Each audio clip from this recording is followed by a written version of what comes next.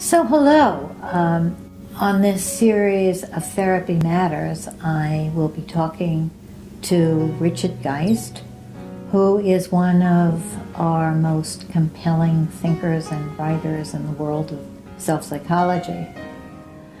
He's not only a compelling writer and thinker, but also clinician, and people are touched and fascinated, and sometimes there's a kind of raised eyebrow about some of his ways of wholeheartedly being with his patients. Richard is known as a radical Kohutian, carrying Kohut's work from the 20th century to the 21st century. His ideas are summarized in his phrase, a connectedness sensibility, which for me really captures the essence of this current zeitgeist of emphasis on complex systems and relatedness rather than emphasis on entities. So, we'll get started in our conversation that will first be about ideas, but I'd like to say that that theory, if it's going to be anything at all, if it's going to be helpful and not a burden, theory has to be in your bones, as Winnicott says. Theory has to be a lived presence in our lives and in the mind, not always explicitly, but implicitly in the therapist's heart and mind. And Dick gave a wonderful presentation yesterday at APSP, the Association of Psychoanalytic Self-Psychology, in which one of the audience members said, well, how is this theory in your bones? What does it mean to you? And I thought that would be a wonderful way to start. How is these ideas of Kohut's a living presence in your life? So welcome. Thank you. It's good to be here. Well, any theory that one uses, I think, has to fit with one's personality. Mm-hmm. And I discovered Kohut when I was being trained originally in ego psychology and was in a classical analysis, neither of which were going particularly well in the sense that neither fit with me. Neither your own therapy nor your training. Right. And I happened to come across Kohut's first book quite fortuitously, and it spoke to me, and I carried it around and for months. Really? Reading, rereading. Wow. And I didn't understand the word self-object then, but it really the theory became a self-object for me. And maybe you could say a couple of words about what self-object means for those people watching our video that might not know these terms. People make it very complex, but to simplify it, it really means any person or non-human element that provides a function or many functions that help us to feel better about ourselves. In other words, that increases our self-esteem, that increases our affective coloring, that keeps us feeling whole and alive and invested in our activities. Yes, I think of self-object experience as a kind of emotional nourishment. Right. Emotional and intellectual and whole being kind of nourishment. And you're carrying Kohut's book, and that being the nourishment for you, the inspiration for you, is very touching. Right. Well, remember, Kohut was the one that said we need emotional oxygen in the same way that we need physical oxygen. Yes. Keep us surrounded by nurturing entities. Yes. And that's such a profound statement that we need this self-object experience as much as we need oxygen. And just like oxygen, which is both part of us and outside of us, self-objects are part of us and outside of us also, particularly in the therapeutic sense. When there are two people in a room, we would say the perception is that there are two people in the room, but the experience is that there's really one person in the room because of that deep connectedness between the two people. We experience each other as part of ourselves. Yes, yes. The way Jenlin puts that from a whole different arena there, from the philosophy of the implicit, is that there are two people, but there's one interaction, and that we are interaction. That's what we're made of. Yeah, and that's a sense, I guess we would say, of we-ness Yes. in the room. Yes, yes, yes. So you had that with Kohut from the beginning, that sense of yes, I mean, I his really speaking did. to you. Although I didn't know Kohut personally, but yes, it certainly spoke to me in a way that I could live with it as part of me. Yes, yes, yes. Yes, some of my most powerful self-object experiences are with people that I never met, that just feel part of me from the very beginning, and it sounds like. But what was it about Kohut that did that for you? I think, I'm not sure I could have articulated it at the beginning, but now as I look back on it, I think what Kohut provided was a stark alternative to Freud's worldview. And by that I don't mean just the theory, I mean the whole philosophy that he provided of development and treatment was so antithetical to Freud's.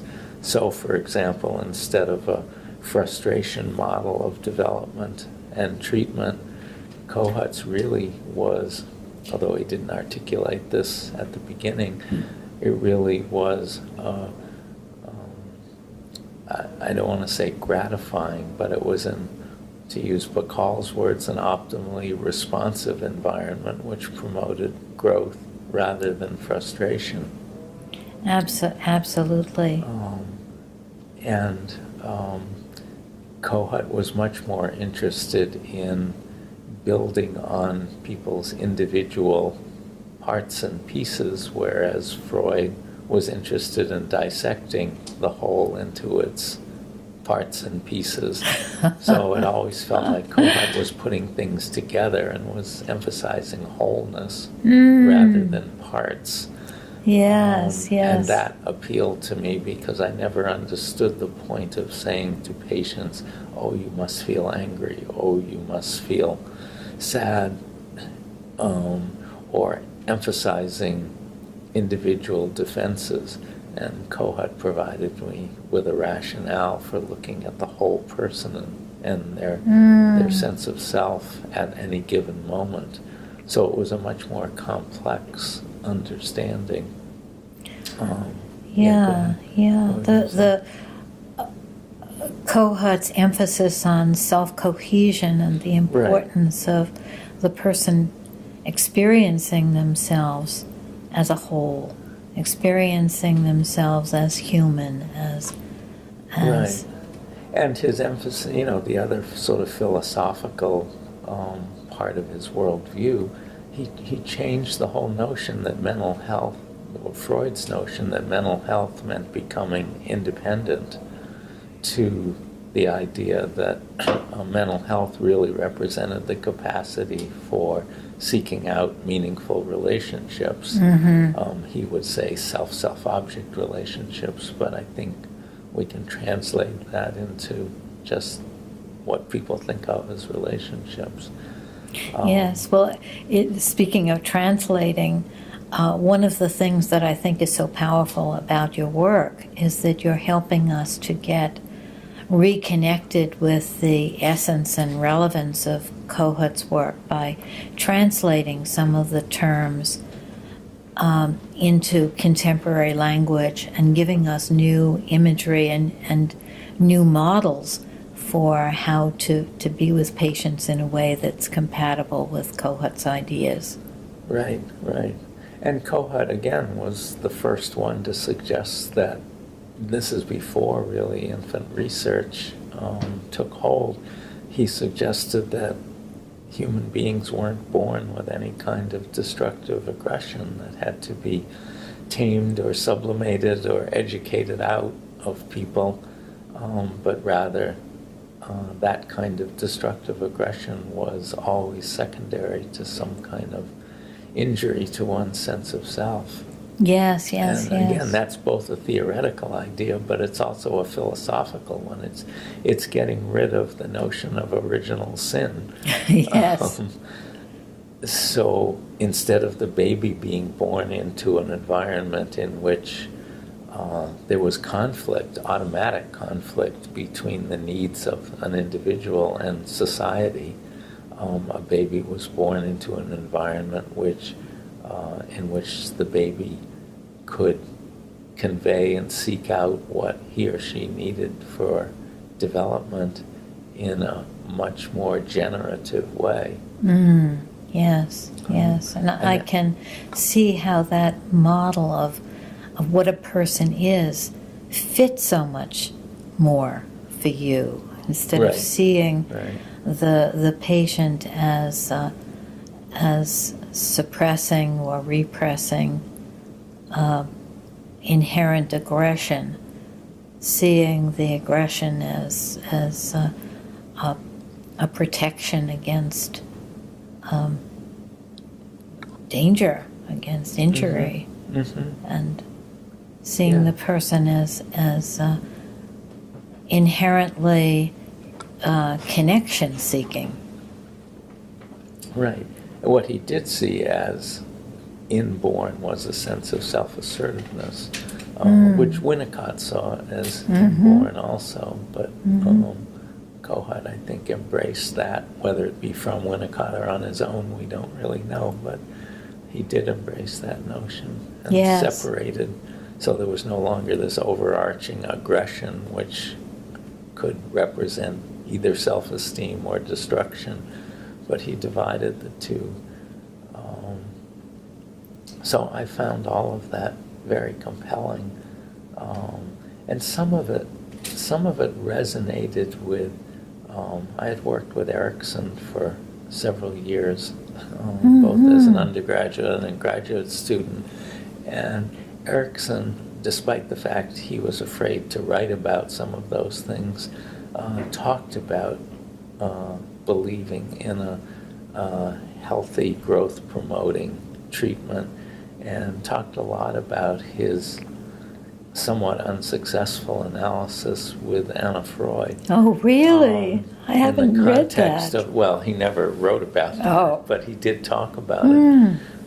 He was unhappy with that analysis, I think because it represented a worldview that he didn't buy into. Yes, yes. I have given a lot of thought to how theory is always inherently telling us something to do and a way to be. And if the theory is somehow telling you to be a certain way or to do certain things that are against your basic way of looking at the world, there's this terrible sort of conflict. Like you feel like you should be being this way that this theory tells you to be, but it just doesn't fit. It's just not right. And people have to find theory that fits and that nurtures them and that holds them and inspires them. And you did. Yeah, and you did. Definitely. And otherwise, one is kind of accommodating to a theory which doesn't fit with your personality. and then what you're saying to patients usually will feel false and superficial to the patient. And I think Kohut also humanized treatment. Not that he was the first one, but he certainly put a great deal of emphasis on the treatment being patient-centered rather than theory-centered. And, we know some of the forensic, for example, was along that line of the first person to wonder about patient-centered treatment rather than theory-centered treatment. But I think Kohut embraced it in a much more comprehensive way. And, the classic example, I guess, is Kohut's reaction to talking about answering patients' questions, where he said to not answer a patient's question is rude and offensive. Yes, and yes. That does not fit with traditional psychoanalytic theory. Yes, yes. As I mentioned to you before, I sort of span these two worlds of self-psychology and Jenlin's focusing. And many people in the focusing world think of psychoanalysis as offensive because it's a world in which patients are put into the boxes of theory. Mm-hmm.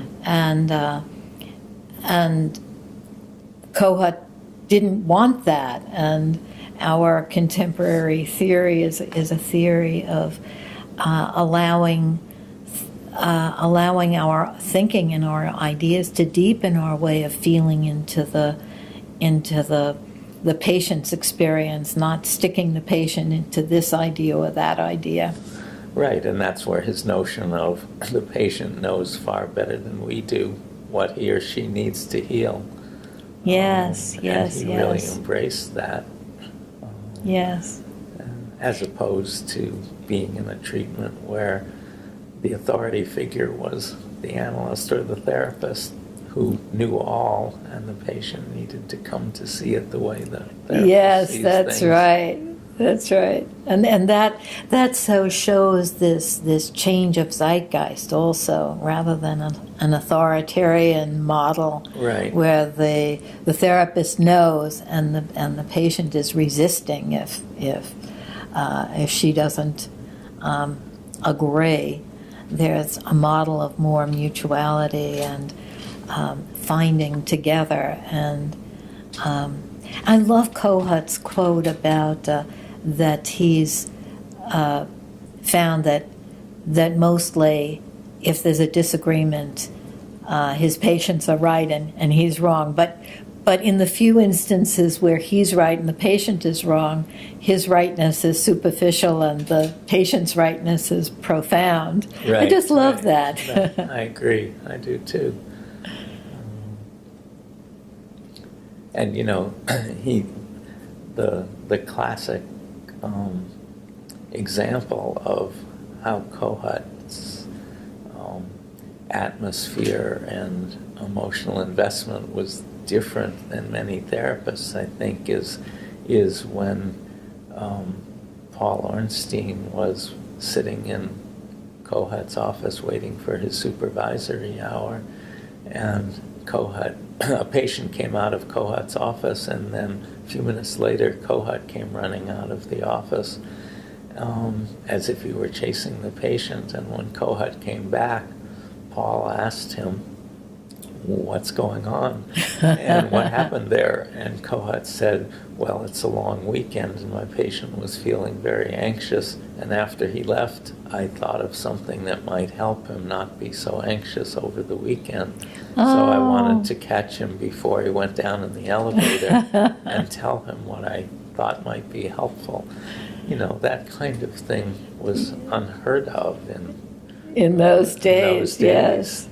A whole different atmosphere and a different set of attitudes was sort of embodied in Kohut. The atmosphere of caring and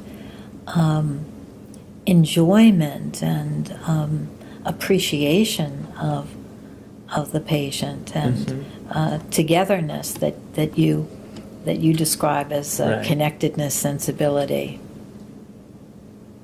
No, definitely, he felt that. A lot of people thought Kohut was still emphasizing a one-person psychology back then, but he really wasn't, because his notion of empathy implied that the two people had to be interacting with each other in a meaningful way for the therapist to understand the patient. If the patient wasn't conveying things to the therapist, there could be no empathic immersion. It would be a guessing game. Yes. So let's get into this issue of empathy. That's the sort of core, the heart of self-psychology, and it's such a misunderstood idea. And in the institute that's integrative institute, where I teach, many of the students will say, "Oh, self-psychology and it's empathy.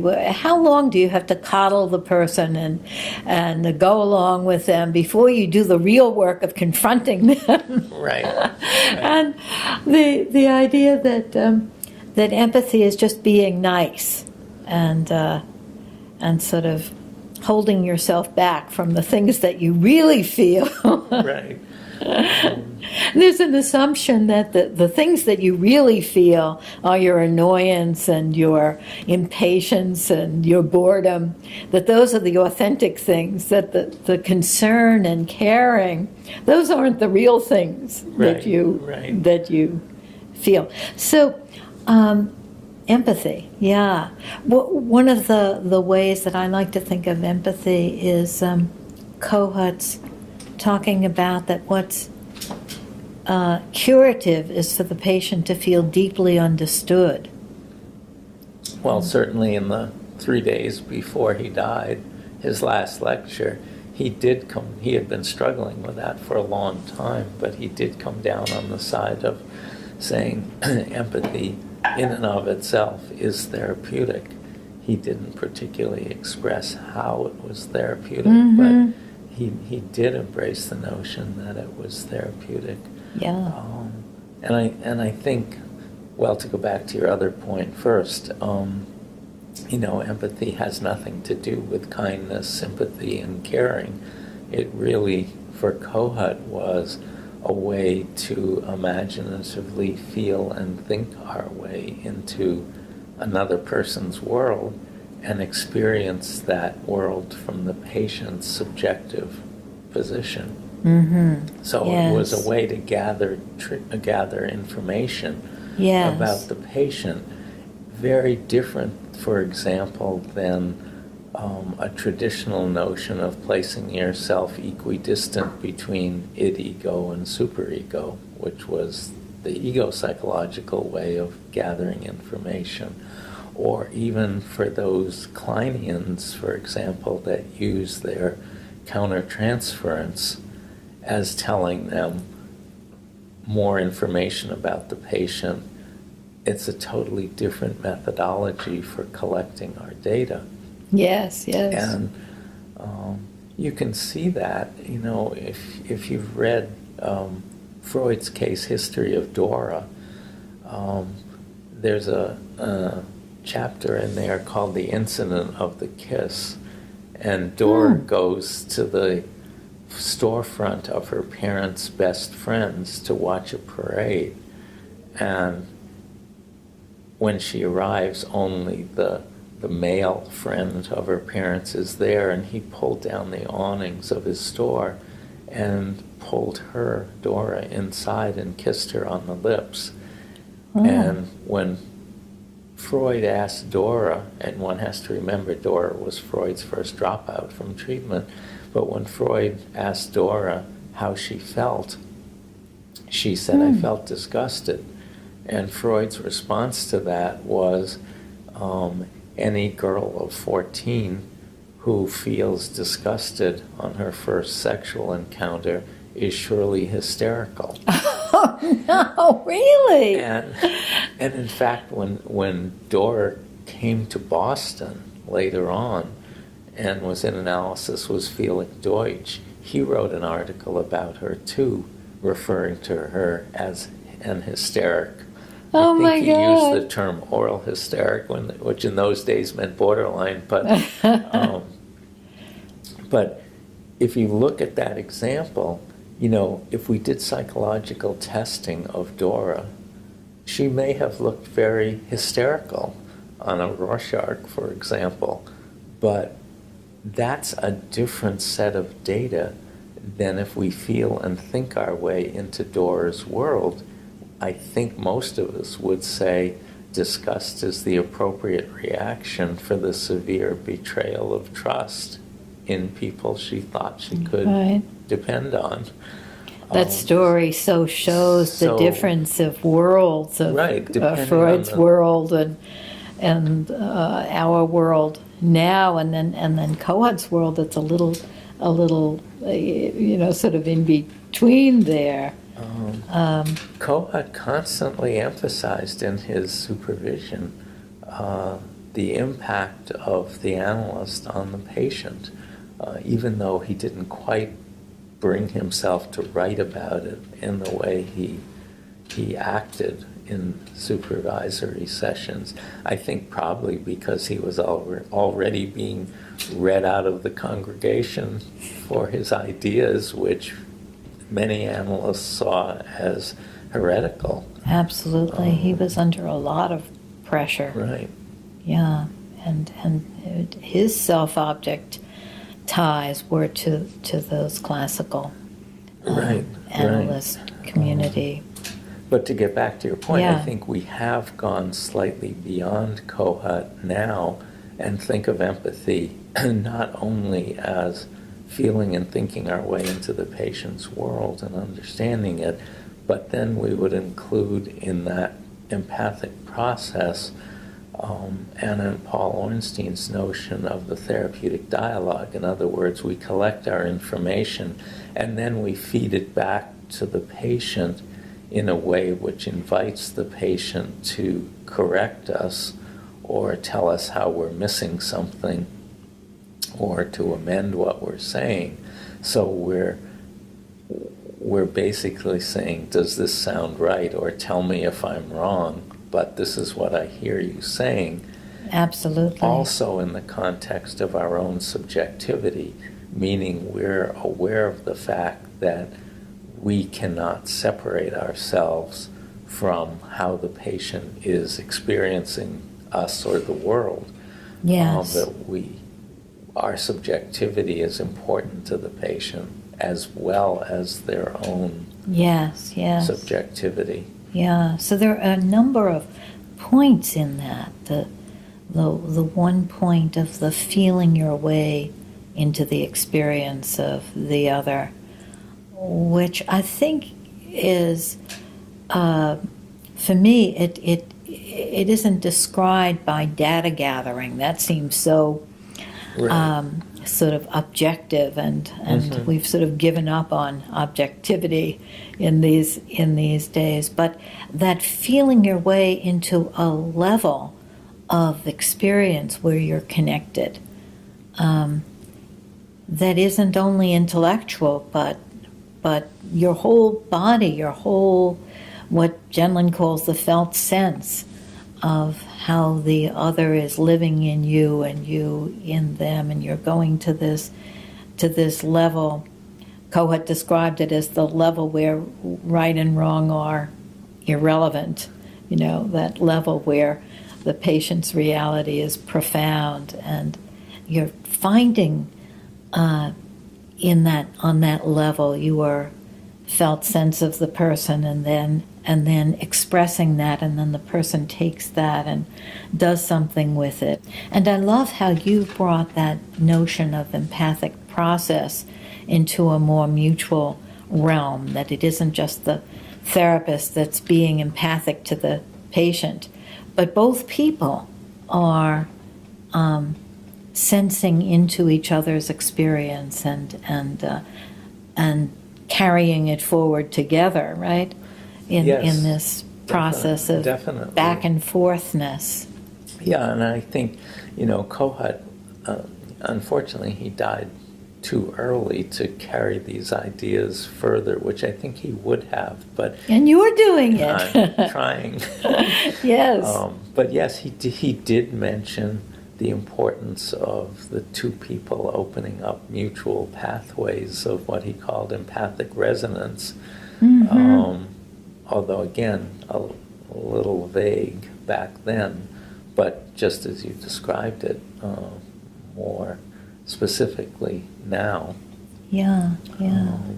And I think that, both patient and therapist do experience each other as part of their respective selves. And it is one of the critiques of self-psychology, I think, is that the therapist gives up his or her own sense of self to be in the patient's world. And it implies that it's kind of a masochistic position. But in fact, those of us who use that empathic immersion don't find it to be masochistic at all, because what happens is the patient feels more deeply understood, and therefore you get more material, conscious and unconscious, from the patient, and it feels exciting to us. So Yeah, absolutely. we're willing to subordinate our sense of self at times to the patient's feelings, thoughts, and ideas. And in order to subordinate your sense of self to the patient's feelings, I think you do have to have a strong enough sense of self so that doesn't bother you, that feels healthy and appropriate. And if you don't have that strong enough sense of self, you feel like your authenticity is being usurped. You're fighting with it inside. Yeah. So I think some of it is that that one sense of self in some therapists is not strong enough to do that.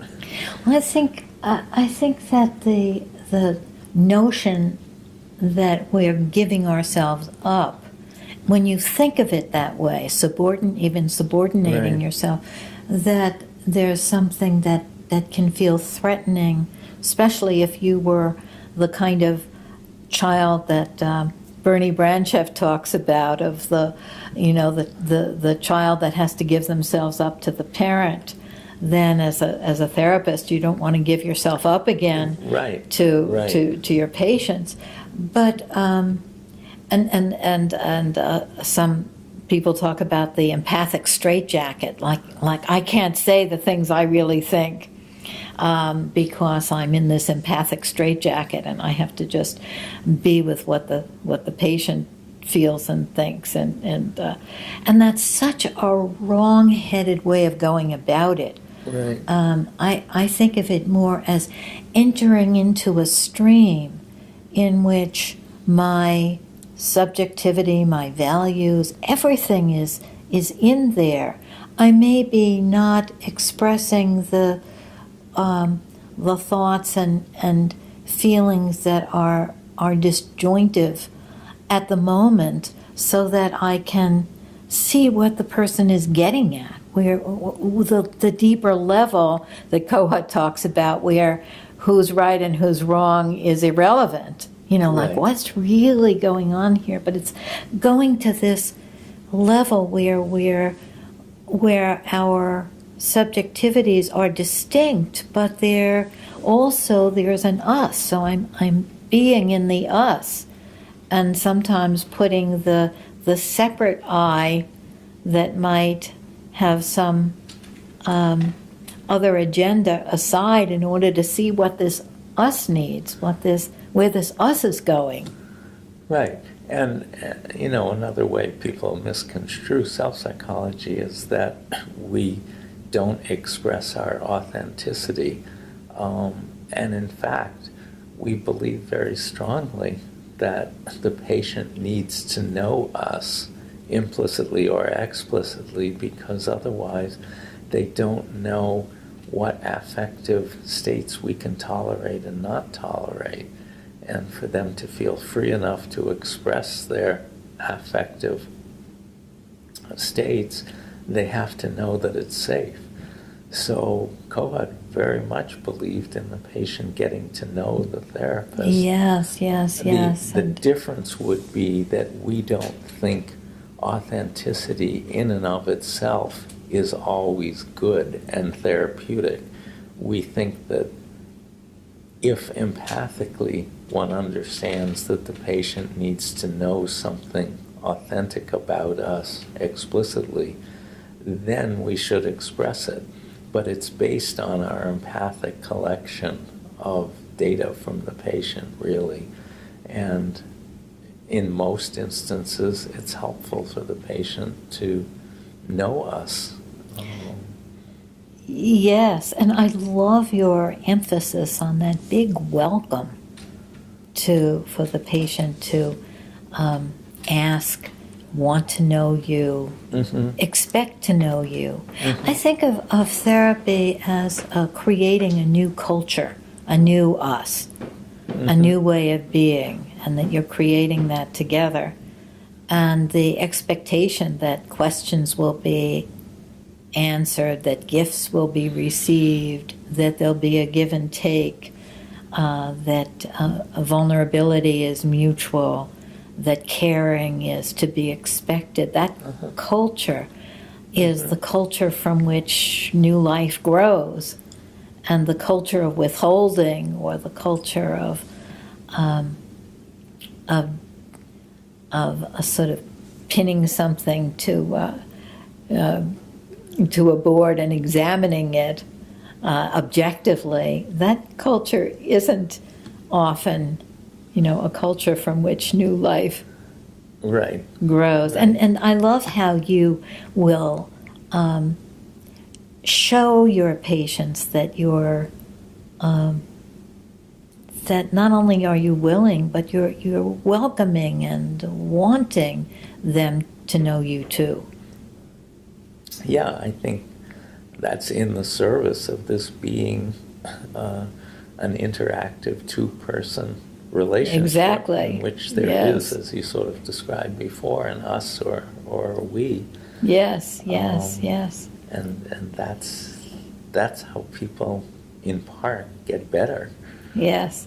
I've sort of extended this idea of empathy for the patient and empathy for oneself to empathy for the relationship, for the system, for the dyad, and what the two people are struggling with, like in couples therapy, Right. what's the edge that we're trying to get? What are we trying to do here?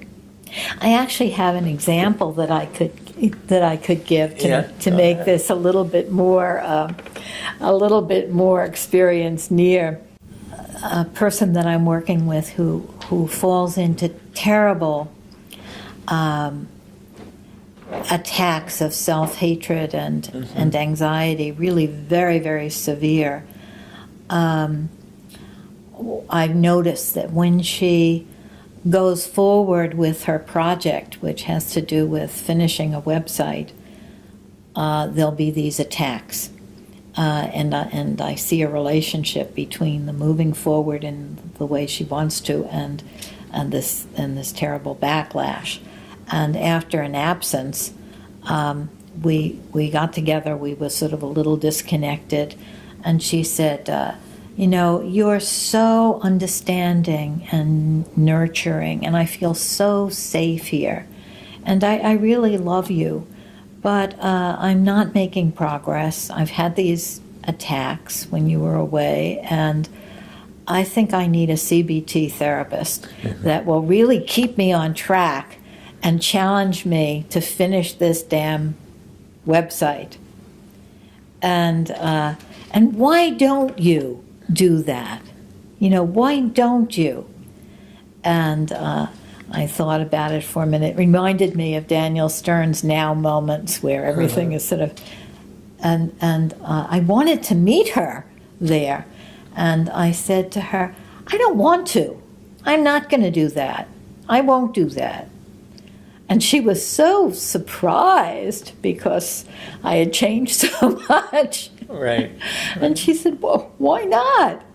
And I said, because a part of you doesn't want to do that, is objecting, is having a fit every time we go in that direction. And she calls that self-destructive part a he. That's he. I said, we don't have his permission yet, so I'm not going to do it. I'm his therapist too. And she thought about it, and then she lit up in a smile, and she said, well, I guess I'm not going to get help from you in that. I better ask a friend to help me with the website. But there was a whole different feeling of our coming together. Well, it's also a good example of how empathically you picked up clues so that was a time to be authentic and express what you actually felt. And, that feels very different than a confrontation. Absolutely. Because it was based on your empathic understanding of where she was at the moment. Yes. And it actually wasn't more authentic than a more, a softer inquiry into it. But feeling into the us in this moment where she was needing something contactful, something to come up against, to make connection. I felt like I could be that self, but that didn't really feel like that self was really more authentic necessarily, but as authentic, and it was a way of being empathic to the whole of her, which was this conflict between a desire to move forward in certain ways and protective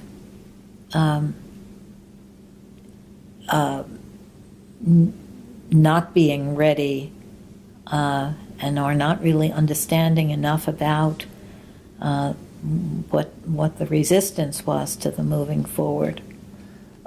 Yeah, and I think what you're saying is also important, and that is whatever we're saying to the patient is authentic. If it feels, it feels like it's coming from Right. your gut, not just Right. a performance. Right.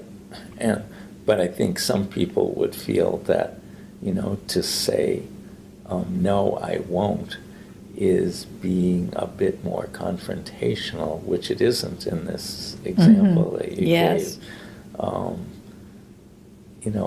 If Kohut was not in favor, as we know, of confrontations, in part, I think, because he realized that if we confront the patient, we're doing what people have done to the patient for the last 20 years. Absolutely. And it hasn't helped.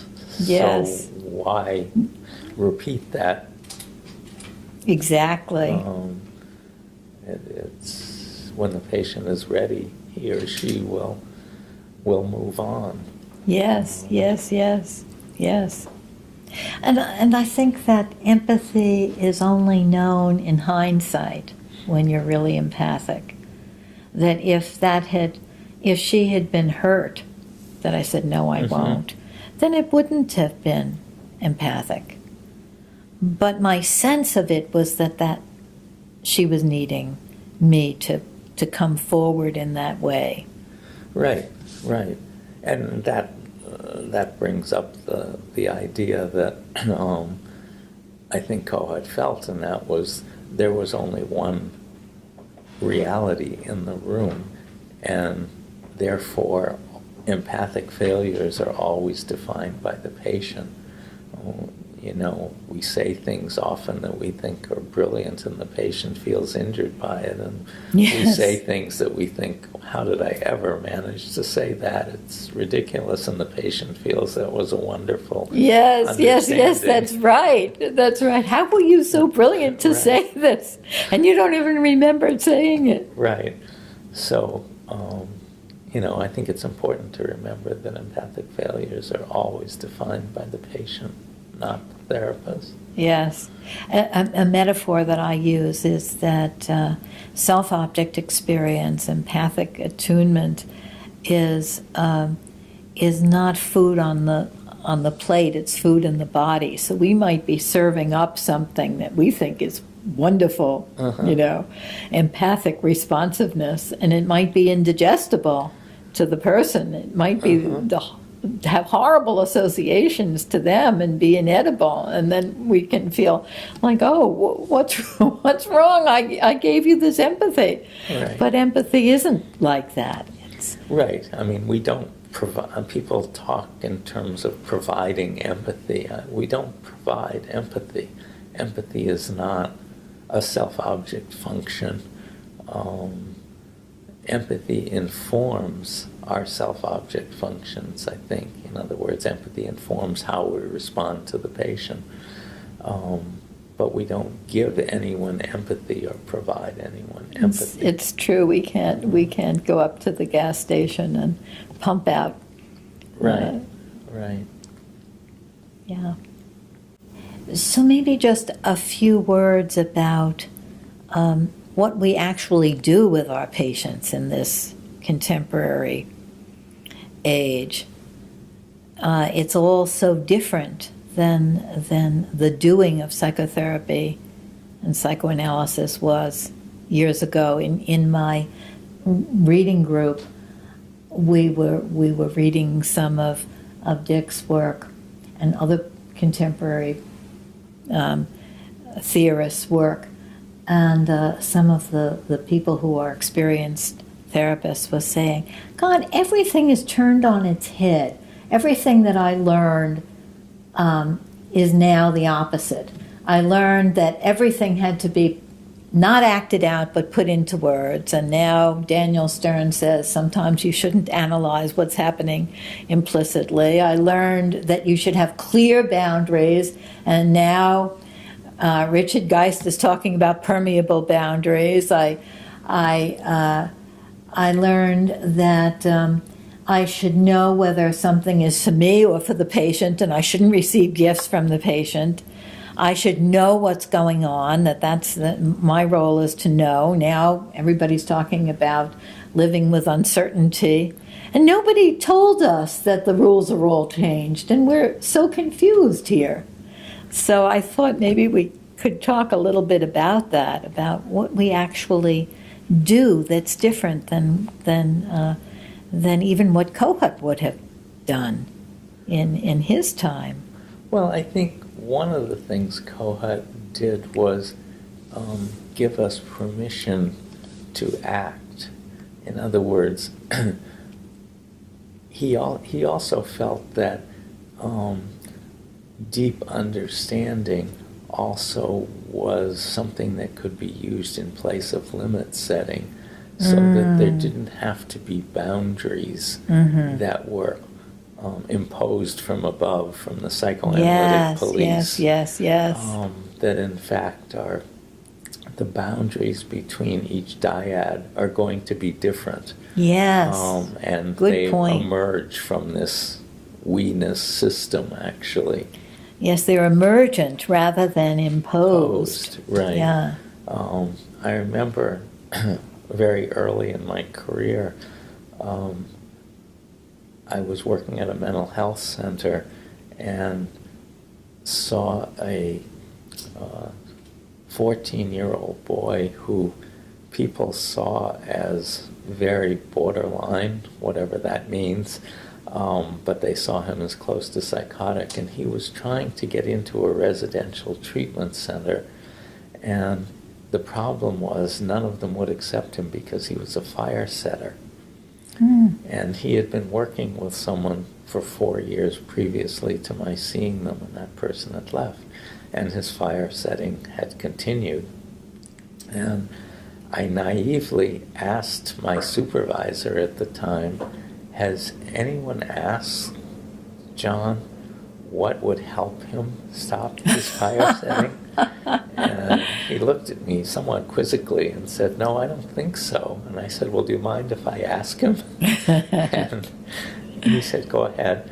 And so I asked John one day, was there anything that would help him stop lighting fires? Because John wanted to go to this residential treatment center. And he said, yes, there is. And I said, what? And he said, lighting fires with you in the office might help. Oh, wow! And we had a big iron wastebasket, as it happens in the office. So without telling anyone what I was doing, I said, okay. And we began lighting fires in this wastebasket. And no one knew about this, except one day there was a banging on my door. And I went, and when John was in the room with me, and we had a fire in the wastebasket. And you know how when you're in a room sometimes, as it gets more smoky, you don't realize how smoky it is. And so I opened the door, and there was the fire department from the city, and there was smoke throughout the mental health clinic. And people were not happy with me, but I suppose not. John stopped lighting fires. When we lit these fires in the wastebasket, he was able to talk about all the feelings and the dynamics that were contributing to his fire setting.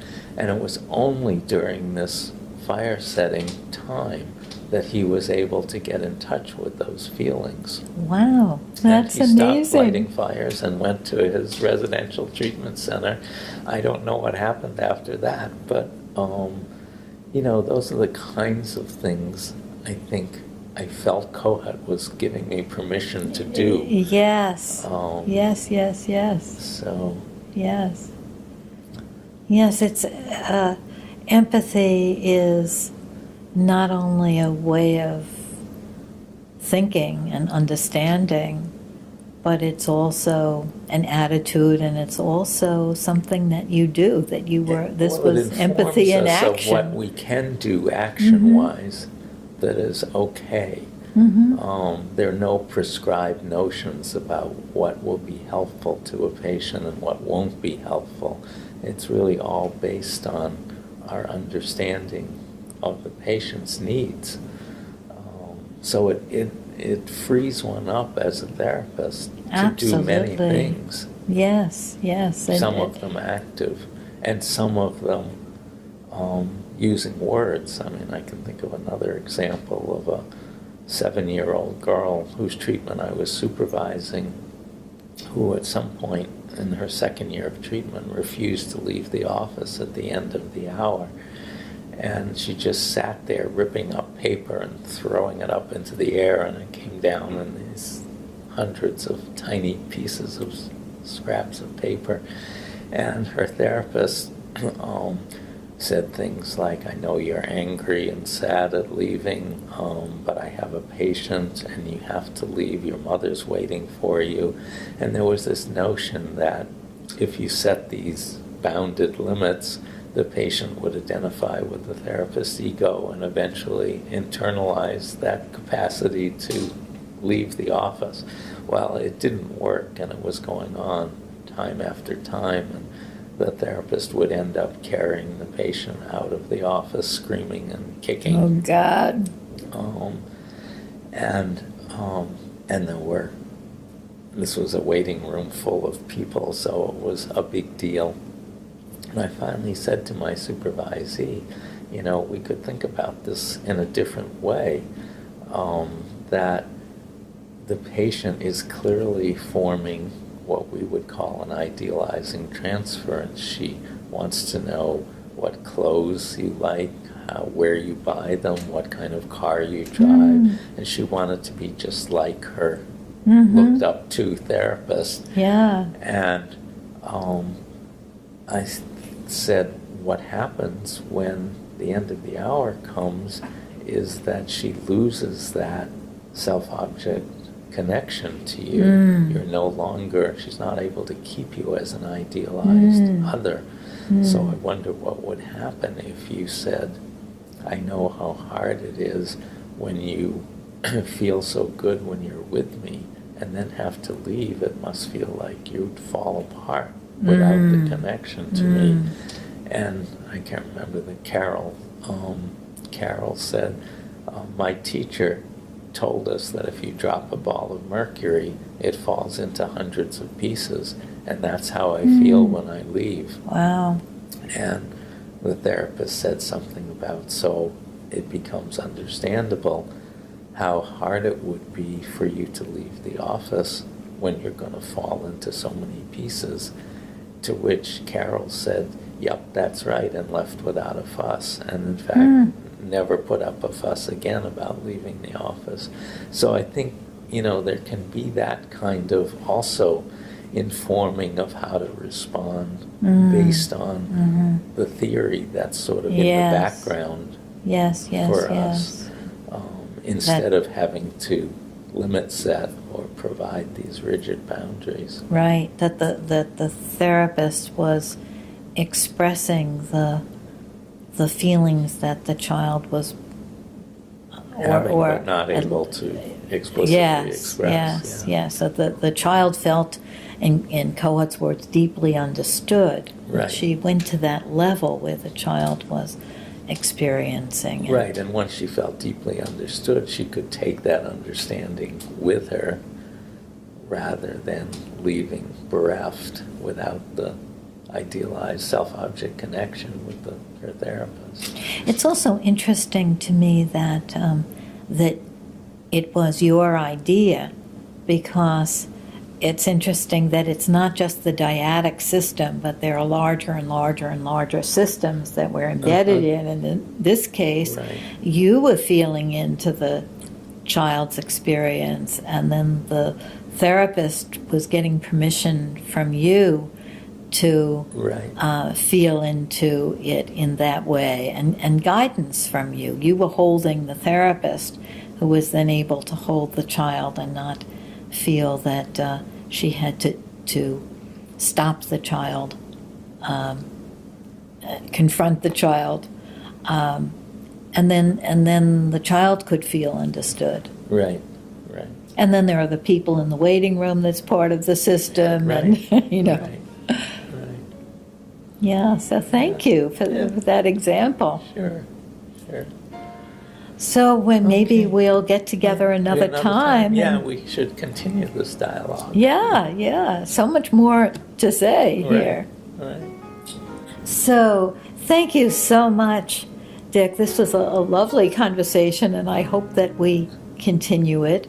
And thank you for watching. And if you'd like to continue the conversation, you can get in touch with me through Facebook or YouTube and subscribe to my YouTube channel.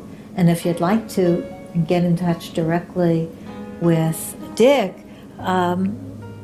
they can contact you by email. They can contact me through email. And so any comments, questions are really welcome by us. The welcome in the therapy session is also a welcome to you, and we would love your participation in continuing this dialogue. And thanks for having me. This was a fun dialogue. Yeah, it really was. We're just getting into it. Yeah, right.